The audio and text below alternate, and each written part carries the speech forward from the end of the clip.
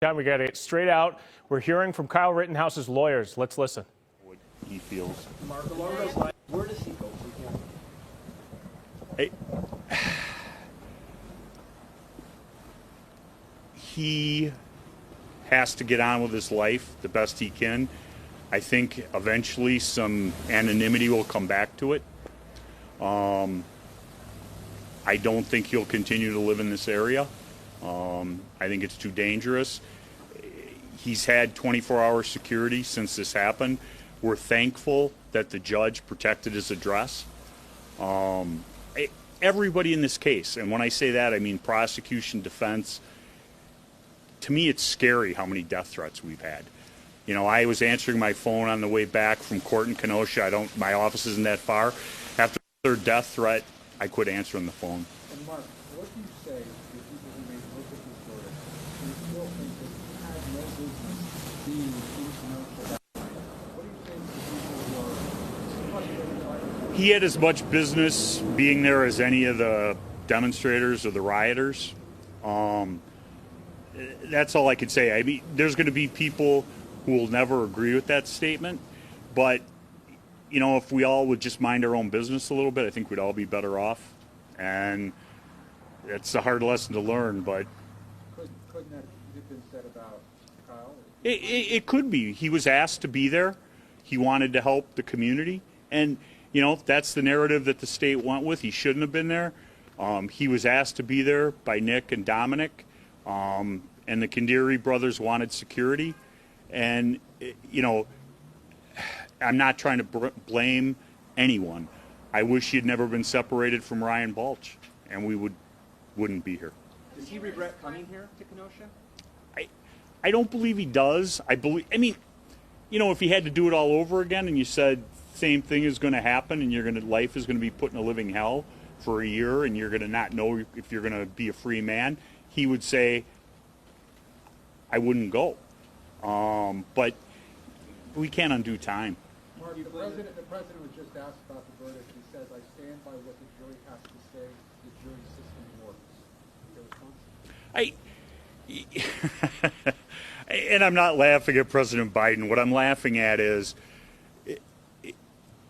a friend of mine who's a lawyer said, he goes, and him and I had done a big case together 7-8 years ago. And he said, do you think this Rittenhouse is going to be bigger than that case? And I said, you know, I do. And he said, why do you say that? And I said, I've never had a case, and I don't think I ever will, where within 2 days or 3 days of one another, you know, the president and the presidential candidate comment on it. And both of them had such different beliefs. President Biden said some things that I think are so incorrect and untrue. He's not a white supremacist. I'm glad that he at least respects the jury verdict. And if the government had any information regarding his cell phone or anything, that he had been to any of those websites or been online doing that kind of stuff, it would have been introduced in evidence. It wasn't. We were the individuals who released his cell phone, which couldn't be cracked by the FBI because we had nothing to hide. For those of us that got here a little bit late, can you just kind of reiterate or go over his reaction immediately after? No, I'm not doing reruns. In any civil actions? What's that? Do you plan to represent him in civil actions? I'm a criminal defense attorney. I don't do civil stuff. You're a veteran criminal defense attorney. Talk about what's the one thing you learned. Okay, folks, your job is done, and Every case is different, and every case has surprises. You know, I learned I could wait 24 hours for a verdict. What about what happened to the $2 million bond? I suspect there will be a fight over that. You know, John Pierce is the person who posted the bond. All of that money was raised on behalf of Kyle. Lynn Wood and Fight Back say that they're entitled to it. There was, and when I'm using round numbers, but there was $500,000, I think, that came directly from Wendy Rittenhouse from money she had raised. So there's going to be a fight over that, and I'm just thankful that there will be a fight over that, because if he had lost, it wouldn't have mattered. You know, Kyle had aspirations to be a first responder. Is that still? He wants to be a nurse. Still wants to be a nurse. What would you say your biggest takeaway is from this 28 hour jury deliberation. What do you think that says? I need to be more patient. Now that he has been acquitted, can you look back and point to a pivotal moment that was successful for you that you think created this outcome? Getting rid of the first two lawyers. And, you know, that might be a smart alecky comment, but I mean that. And I got my best friend, Corey, to join, who I trust. And to be able to work with somebody who you don't have to check their work, you don't worry about what they're going to be doing, you give them a project and it's done as good or better as you do yourself, it's priceless. There's been a lot of commentary on the prosecutor's performance in this case. What would you say being up there with them every day? You must have got here a little bit late. I've known Tom Binger for a long time. I knew him when he was a civil lawyer. I'm disappointed with some of the things he did, and I've said why. Such as what? Putting on the Kandiri brothers when you know they're lying, changing your prosecution, going with provocation after you say that my client chased him down and shot him in the back, calling him an active shooter when he's not. You know, justice is done when the truth is reached, and I don't know that it's set up to do that. But a prosecutor is supposed to seek the truth. It's not about winning. And this case became about winning. And that's probably why it got so personal. How about the judge? What do you say about how the judge handled the case? You know, I've never seen so much made of so little. And that's not to pick on you guys or anything like that, but I've tried cases as a prosecutor 100 years ago in front of Judge Schrader. I've tried cases as a defense lawyer, and him and I butted heads as a defense lawyer. Judge Schrader gives you a fair trial as a defendant. You don't want him to sentence your client, okay? But in this case, we were looking for a fair trial, and if we lost, we knew what was going to happen.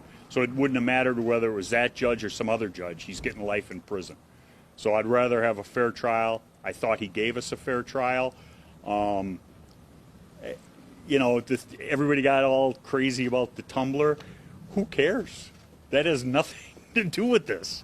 I mean, I've seen the tumbler used before. I've seen clerks pull things out and suspicious things happen. Kyle pulled it out. And I'll be real honest. We had every juror scored on a sheet, and we were devastated when those three of the six jurors were separated from the panel because we thought they were three of our strongest jurors, and Kyle pulled their names. So I think it's a good system. You know, I've got a trial in front of him, you know, a big case, and maybe in that one I'll think he's unfair, but he's a fair judge. But he also said something about, like, in the future, he plans on rethinking the possibility of live coverage to this extent. Given what you guys have gone through, you know, you mentioned that you guys went through a lot, there were threats made to you. What do you think that should be going forward, setting a precedent about? I don't know about that. You know, I think that I've never done a case that was televised gavel to gavel. I've had cases that have gotten media coverage. I was kind of, I knew this case was big. I had no idea it was going to be this big. I mean, I've gotten calls from people I haven't seen in 25 years. It's just bizarre. And I'll never be able to figure out exactly what it is that caused the interest that it did. I don't think it made the attorneys act different. I don't think it made the judge act different. I suspect when everything cools down, if there was another big case in front of Judge Schrader, he'd let the cameras in. Mark, will Kyle say anything to the crowd that's gathering down there now over you on his behalf? We don't know that there'll be trouble, but, you know, there's people gathering. By the time we left, there were more and more people showing up. Do you think anything he might say could make things go better than before? I don't. The people who are going to end up causing trouble, they don't want to hear from Kyle Rittenhouse. That's, you know, what, remain calm? What do you think the wider implications of this verdict are? I don't, you know, I don't think it's that kind of case. I mean, you know, when you want to talk about implications and precedent and things like that, is it ever going to happen again? You know, is there ever going to be just a total unrest in Kenosha or some other city, and that's going to happen? You know, I just don't see that. It was a case about self-defense, the right to protect oneself from, you know, Mr. Rosenbaum. Don't want to speak ill of the dead, but he wasn't a nice person, and everybody knows why. And a lot of that didn't come in front of the jury. So I don't know that there's any broader implications. I don't want to make it bigger than it is. A couple politicians in Wisconsin have used the word vigilante to refer to your client since the verdict came down. How do you react to that? Maybe they should have watched the trial. Yeah. I know Kyle Rittenhouse said thank you to you. You said that after the verdict was read. Can you share any more about general reaction from him or his family in that moment? You know, it's one of those things that anything that's said at this time is kind of meaningless. We have to take it in, reflect on it, and, you know, what's he thanking me for? And I don't mean that it's insincere, but it takes a while to process what happened today. I haven't processed it.